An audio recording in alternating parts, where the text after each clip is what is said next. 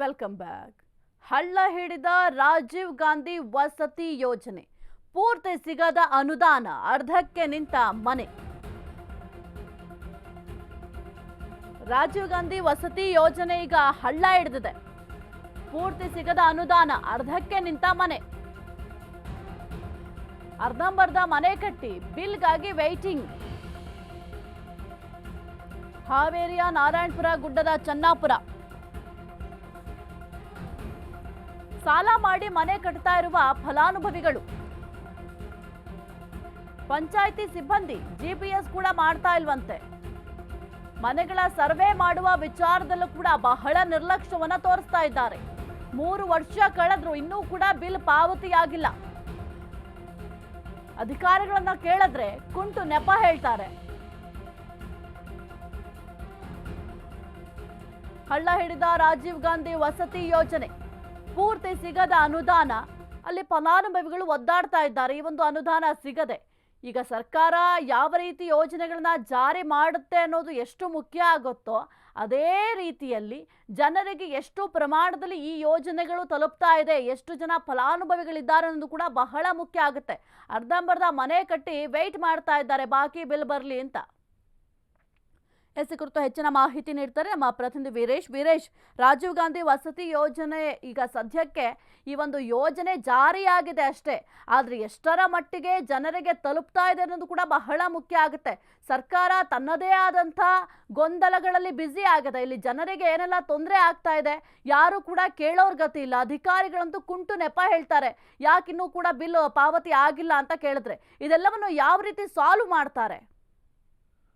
ಸಾಹಿತಿ ಏನು ಅಂತಂದ್ರೆ, ಮೊದಲು ಏನು ಫಲಾನುಭವಿಗಳಿಗೆ ಮನೆ ಆಯ್ಕೆಯಾದ ನಂತರ ಅಡಿಪಾಯ ಹಾಕಿದ ನಂತರ ಮೊದಲನೇ ಬಿಲ್ ಆಗಬೇಕು. ಕಡಾಖಂಡಿತವಾಗಿ ಅಡಿಪಾಯ ಹಾಕಿದ ನಂತರ ಮೊದಲನೇ ಬಿಲ್ ಆಗಬೇಕು. ಅಂದ್ರೆ ಮಾತ್ರ ಫಲಾನುಭವಿಗಳಿಗೆ ಮನೆಯನ್ನ ಕಟ್ಟಿಕೊಳ್ಳೋದಕ್ಕೆ ಸಹಾಯ ಆಗುತ್ತೆ. ಆದ್ರೆ ಇಲ್ಲಿ ಯಾವ ರೀತಿಯಾಗಿದೆ ಅಂದ್ರೆ, ಏನು ಪಂಚಾಯತಿ ಅಧಿಕಾರಿಗಳ ನಿರ್ಲಕ್ಷ್ಯ ಆಗಿರ್ಬೋದು, ಅಥವಾ ಸರ್ಕಾರದ ಖಜಾನೆಯಲ್ಲಿ ದುಡ್ಡು ಇಲ್ಲದೆ ಆಗಿರ್ಬೋದು.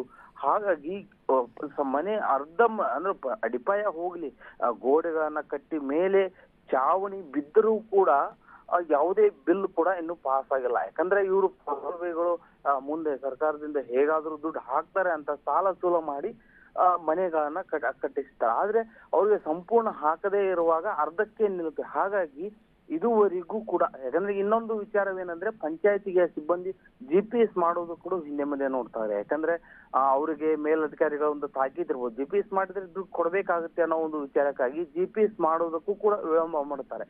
ಒಂದು ರೀತಿ ಹೇಳೋದಾದ್ರೆ, ಇಲ್ಲಿ ಸರ್ಕಾರದ ಖಜಾನೆಯಲ್ಲಿ ಹಣ, ಈ ಮನೆಗೆ ಇರ್ತಕ್ಕಂಥ ಹಣವನ್ನ ಬೇರೆದಕ್ಕೆ ಬಳಸ್ಕೊಂತಾ ಇರ್ಬೋದು. ಅದಕ್ಕೋಸ್ಕರ ಇದು ಈ ರೀತಿ ಒಂದು ವರ್ತನೆ ಆಗ್ತಾ ಇದೆ. ಹಾಗಾಗಿ ಫಲಾನುಭವಿಗಳು ಈಗಾಗ್ಲೇ ಅರ್ಧಕ್ಕೆ ಮನೆ ನಿಲ್ಲಿಸಿ ಮುಂದೆ ಮನೆ ಕಟ್ಟುವುದಕ್ಕೂ ಕೂಡ ಸಾಕಷ್ಟು ರೀತಿಯಲ್ಲಿ ಅವರು ಪರದಾಡ್ತಿದ್ದಾರೆ. ಓಕೆ, ಥ್ಯಾಂಕ್ ಯು ವೀರೇಶ್ ನಿಮ್ಮೆಲ್ಲ ಮಾಹಿತಿಗಾಗಿ. ಅಧಿಕಾರಿಗಳನ್ನ ಕೇಳಿದ್ರೆ ಕುಂಟು ನೆಪ ಹೇಳ್ತಾರಂತೆ.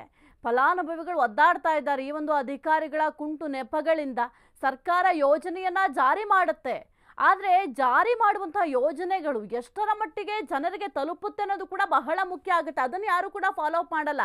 ಈಗ ನಾವು ಈ ರೀತಿಯಾಗಿ ಯೋಜನೆಗಳನ್ನ ಜಾರಿ ಮಾಡಿದ್ದೀವಿ, ಇಷ್ಟರ ಮಟ್ಟಿಗೆ ಜನರಿಗೆ ಅನುಕೂಲ ಆಗಲಿ ಅಂತ ಇವೆಲ್ಲ ಯೋಜನೆಗಳನ್ನ ಮಾಡಿದ್ದೀವಿ, ಅಭಿವೃದ್ಧಿ ಕೆಲಸಗಳನ್ನ ಮಾಡಿದ್ದೀವಿ ಅಂತ ಹೇಳ್ತಾರೆ. ಆದರೆ ಅದೆಷ್ಟರ ಮಟ್ಟಿಗೆ ಜನರಿಗೆ ಅನುಕೂಲ ಆಗಿದೆ ಅನ್ನೋದು ಬೇಕಲ್ಲ, ಅದನ್ನು ಯಾರು ಕೂಡ ಯೋಚನೆ ಮಾಡಲ್ಲ.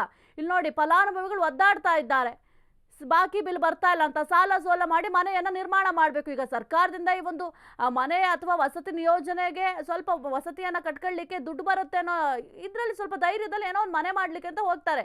ಅಂಥದ್ರಲ್ಲಿ ನೀವು ದುಡ್ಡೇ ಕೊಡಲ್ಲ ಅಂತಂದ್ರೆ ಏನ್ ಮಾಡ್ಲಿಕ್ಕೆ ಸಾಧ್ಯ ಆಗುತ್ತೆ? ಫಲಾನುಭವಿಗಳು ಅಧಿಕಾರಿಗಳನ್ನ ಕೇಳಿದ್ರೆ ಕುಂಟು ನೆಪ ಹೇಳ್ತಾರಂತೆ. ಫಲಾನುಭವಿಗಳ ಪರಿಸ್ಥಿತಿ ಏನಾಗ್ಬೇಕಿದ್ರಿಂದ?